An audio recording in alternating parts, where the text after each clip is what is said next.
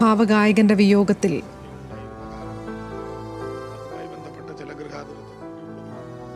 അവിടെ കൂടി കൊണ്ടുപോകണം എന്നൊരാഗ്രഹം വെച്ചിട്ടുണ്ട്. എന്തായാലും തൃശ്ശൂർക്കാർക്ക് നാളെ രാവിലെ വരെ ജയേട്ടനെ അന്ത്യദർശനത്തിന് അവസാനമായി കാണുന്നതിന് അവസരമുണ്ട് എന്നുള്ളത് കൊണ്ട് പിന്നെ ആ വിധത്തിലുള്ള വീട്ടുകാരുമായി ബന്ധപ്പെട്ട ചില ആഗ്രഹങ്ങൾ ആ വിധത്തിൽ തന്നെ മുന്നോട്ട് പോകട്ടെ എന്നാണ് ആലോചിക്കുന്നത്. സത്യത്തിൽ കേരളത്തിൻ്റെ ഗാനരംഗത്ത് ഒരു പ്രത്യേകമായിട്ടുള്ള ഒരു തലം അവസാനിക്കുകയാണ്. മലയാളത്തിൻ്റെ ഗായകൻ എന്ന നിലയിൽ ദേശീയ സംസ്ഥാന പുരസ്കാരങ്ങൾ നേടി മലയാളത്തിൽ മാത്രമല്ല 6ഓളം ഭാഷകളിൽ പാടുകയും അത് അതിഗംഭീരമായി മലയാളിയുടെയും ലോകത്തിൻ്റെയും മുമ്പിൽ എത്തിക്കുകയും ചെയ്തൊരു ഭാവഗായകന് കേരളം യാത്ര പറയുമ്പോൾ ഒരു തലമുറയുടെ പ്രത്യേകമായൊരു ഘട്ടം അവസാനിക്കുകയാണ്. മലയാളത്തിലെ സംഗീതത്തിന്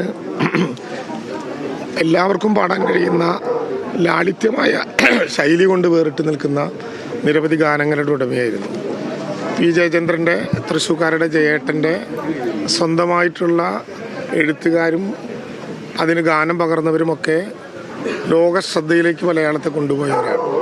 പി ഭാസ്കരൻ്റെയും വയലാറിൻ്റെയും ഉൾപ്പെടെയുള്ള ഗാനങ്ങൾ ദേവരാജ മാഷിനെയും അർജുന മാഷിനെയും പോലെയുള്ള സംഗീത സംവിധായകരുടെ പ്രത്യേകമായിട്ടുള്ള ശൈലി കൊണ്ട് അവതരണ രംഗത്ത് കൊണ്ടുവന്ന് പ്രഭാതം മുതൽ പ്രദോഷം വരെ ജയേട്ടനില്ലെങ്കിലും ദീർഘമായൊരു കാലം മലയാളിയുടെ ചുണ്ടുകളിൽ തത്തിക്കളിക്കുന്ന സംഗീതത്തിൻ്റെ ഒരു സാമ്രാജ്യം തന്നെ സൃഷ്ടിച്ചുകൊണ്ടാണ് പി ജയചന്ദ്രൻ എന്ന മലയാളിയുടെ സ്വന്തമായ മലയാളിയുടെ അഹങ്കാരമായിട്ടുള്ള ഈ ഭാവഗായകൻ ഇന്ന് വിട പറയുന്നത്. ഇത്രമേൽ വേഗത്തിൽ അദ്ദേഹം മലയാളത്തിൽ നിന്ന് ഇങ്ങനെ ഒരു യാത്ര പറച്ചിലിന് അവസരം ഉണ്ടാകും, അല്ലെങ്കിൽ ആ വിധത്തിൽ ഉണ്ടാകുമെന്ന് പ്രതീക്ഷിച്ചതല്ല. എന്നാൽ നമുക്കെല്ലാവർക്കും അറിയാം, അവസാന കാലത്ത് അദ്ദേഹത്തെ ശാരീരികമായി നേരിട്ട നിരവധി പ്രതിസന്ധികളുടെ നടുവിലും ഇതെല്ലാം മറികടന്നുകൊണ്ട് വീണ്ടും പാട്ടിൻ്റെ പാലാഴി മലയാളിക്ക് വേണ്ടി ഒരുക്കും എന്ന ആത്മവിശ്വാസത്തിലായിരുന്നു അദ്ദേഹം. മലയാളിയുടെ, ഞാനതുകൊണ്ടാണ് പറഞ്ഞത്, മലയാളിയുടെ ചുണ്ടുകളിൽ പ്രഭാതം മുതൽ പ്രദോഷം വരെ എപ്പോഴും തത്തിക്കളിക്കുന്ന എത്രയോ ഗാനങ്ങൾ അതിൻ്റെ ശബ്ദമാധുര്യം കൊണ്ട് ജേട്ടൻ മരിക്കാതെ ലോകമുള്ളിടത്തോളം കാലം മലയാളിയുടെ ദിനചര്യകളിലൂടെ ജീവിച്ച് മുന്നോട്ട് പോവുക തന്നെ ചെയ്യും. മലയാളത്തിന് ഏറ്റവും ലാളിത്യമാർന്ന ഒരു സംഗീത ശൈലി കൂടി ഗാനാവതരണത്തിൻ്റെ കാര്യത്തിലുൾപ്പെടെ ഒരു ലാളിത്യമാർന്ന സംഗീത ശൈലി കൂടി പി ജയചന്ദ്രൻ സമ്മാനിച്ചിട്ടുണ്ട് എന്ന് നമുക്കെല്ലാവർക്കും അറിയാം. അദ്ദേഹത്തിൻ്റെ അന്ത്യകർമ്മങ്ങൾ ഏതാണ്ട് 36 മണിക്കൂറിലേറെ നീണ്ടു നിൽക്കും വിധം മലയാളിക്കെല്ലാം കാണാനും അദ്ദേഹത്തിൻ്റെ മുമ്പിൽ ഗാനാർച്ചന നടത്താനും ഒക്കെ കഴിയും വിധത്തിലുള്ള തയ്യാറെടുപ്പുകളാണ് ഒരുക്കിയിട്ടുള്ളത്.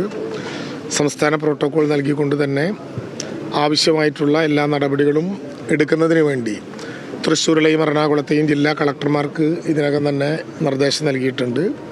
അവരുടെ നേതൃത്വത്തിൽ ഇന്നും നാളെയുമായി ആ ചടങ്ങുകൾ കൂടി അവസാനമായിട്ട് നിർവഹിക്കും. സംസ്ഥാന സർക്കാരിൻ്റെ എല്ലാ വിധത്തിലുള്ള ബഹുമതികളോടും കൂടി അദ്ദേഹത്തിന് യാത്രയയപ്പ് നൽകും. എന്തായാലും ഞാൻ പറഞ്ഞതുപോലെ മലയാളിയുടെ മുമ്പിൽ പാട്ടിൻ്റെ ഒരു കാലം പ്രത്യേകമായി മാറിപ്പോവുകയാണ്. വലിയ നഷ്ടമാണ് ഉണ്ടായിട്ടുള്ളത്. എത്രയോ ഗാനങ്ങൾ ഏത് മലയാളിയോട് ചോദിച്ചാലും, ഏത് തലത്തിൽ പ്രവർത്തിക്കുന്നവനോട് ചോദിച്ചാലും, എത്ര ഉന്നതനാകട്ടെ എത്ര താഴെക്കിടയിലാകട്ടെ, എത്രയോ ഗാനങ്ങൾ മലയാളിക്ക് വേണ്ടി അവർക്ക് ഓരോരുത്തർക്കും പാടാനുണ്ടാവും. മഞ്ഞലയിൽ മുങ്ങിത്തോർത്തി ധനുമാസ ചന്ദ്രിക വന്നു എന്നൊറ്റ ഗാനത്തിൻ്റെ വരി കൊണ്ട് മാത്രം ലോകമുള്ളിടത്തോളം കാലം മായാതെ പി ജയചന്ദ്രൻ എന്ന മഹാപ്രതിഭ മലയാളിയുടെ കൂട്ടത്തിലുണ്ടാകും. ആ ഭാവഗായകൻ്റെ സമുജ്വലമായ സ്മരണകൾക്ക് മുമ്പിൽ സർക്കാരിന് വേണ്ടി ആദരാഞ്ജലികൾ അർപ്പിക്കുന്നു. ശിരസ് നമിക്കുന്നു. ചെറിയ മാറ്റങ്ങളാണ് വന്നിട്ടുള്ളത്. രാവിലെ 8 മണിക്ക് വന്ന് 10 മണി വരെ ഇവിടെ അവരുടെ കുടുംബക്കാർക്കും ബന്ധുക്കൾക്കും അവസാനമായിട്ടൊന്ന് കണ്ട് യാത്രയാക്കാനുള്ള പ്രാരംഭ നടപടികൾക്ക് വേണ്ടി നമ്മൾ കരുതിയതാണ്. പക്ഷേ അവൽ ആശുപത്രിയിൽ നിന്ന് എത്തിച്ചേരാൻ ഇത്തിരി നേരം വൈകി. പക്ഷേ ഇവിടെ ഇപ്പോൾ എത്തിച്ചേർന്നവരെ ഏറ്റവും വേഗതയിൽ കാണിച്ച് നമുക്കൊരു 10:30 കൂടി തന്നെ ഇവിടെ നിന്ന് റീജിയണൽ തിയേറ്ററിലേക്ക്, സംഗീത നാടക അക്കാദമിയുടെ ആസ്ഥാന കേന്ദ്രത്തിലേക്ക് പോകണം എന്നാണ് നമ്മൾ ആഗ്രഹിക്കുന്നത്. ചെറിയ മാറ്റമേ ഉണ്ടാകുള്ളൂ. എന്തായാലും നാളെ രാവിലെ വരെ അദ്ദേഹം തൃശ്ശൂരിൽ തന്നെ അദ്ദേഹത്തിൻ്റെ മൃതശരീരമുണ്ട് എന്നുള്ളത് കൊണ്ട് അത് പിന്നെ സംഗീത നാടക അക്കാദമിയിലെ റീജിയണൽ തിയേറ്ററിലെ പരിപാടിക്ക് ശേഷം അധികം നേരത്തെ നമ്മളെല്ലാവരും പോയി കണ്ടിരുന്ന കേന്ദ്രത്തിലേക്ക് കൂടി കൊണ്ടുപോകണം എന്ന ആലോചന ഇങ്ങനെ വന്നിട്ടുണ്ട്. നമുക്കൊരു അവിടെയുള്ള ആളുകളെ കാണാനുള്ള, എല്ലാവർക്കും കാണാനുള്ള ഒരു അവസരം ഉണ്ടാകണം. കാരണം ഇന്നലെ വരെ ആരും പ്രതീക്ഷിക്കാതിരുന്ന, ഏറ്റവും അടുത്ത ആളുകളല്ലാതെ മറ്റാർക്കും ഇത്ര കഠിനമായിട്ടുള്ളൊരു രോഗത്തിലൂടെ കടന്നു പോകുന്നു എന്ന് പോലും അറിയാത്ത വിധത്തിലാണെന്നുള്ളത് കൊണ്ട് രാവിലെയുള്ള വാർത്തകൾ കണ്ടും കേട്ടും ആളുകൾ ധാരാളമായി വരികയാണ്. പരമാവധി പേരോട് അവിടെ തന്നെ നിൽക്കണം എന്ന് ഞങ്ങളിപ്പോൾ നിർദ്ദേശം കൊടുത്തിട്ടുണ്ട്. കാരണം ഇവിടെ വീട്ടിലാണെന്നുള്ളത് കൊണ്ട് ഇവിടുത്തെ പരിമിതികൾ മാധ്യമങ്ങളെല്ലാം കണ്ടതാണ്. ആളുകൾക്ക് കയറി വരാനുള്ള ചില പ്രയാസങ്ങളുണ്ട്. അപ്പോൾ അതുകൊണ്ട് റീജിയണൽ തിയേറ്ററിൽ പരമാവധി നേരം 2 മണിക്കൂറാണ് നേരത്തെ നമ്മൾ നിശ്ചയിച്ചിരുന്ന സമയം. അതിലൊട്ടും കുറയാത്ത വിധം അവിടെ കാണിച്ചതിന് ശേഷമായിരിക്കും തുടർന്ന് നടപടിക്രമങ്ങൾ ഉണ്ടാകുക.